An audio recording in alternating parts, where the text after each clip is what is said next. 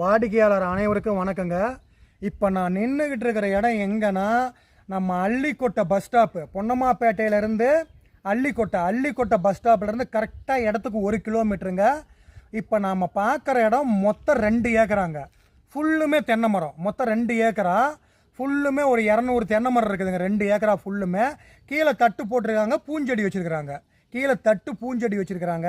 உங்களுக்கு 25 சென்ட் வேணாலும் பிரித்து தராங்க. ஒரு சென்டினுடைய விலை 2,80,000. ஒரு சென்டினுடைய விலை 2,80,000. இடத்த பாருங்கள்.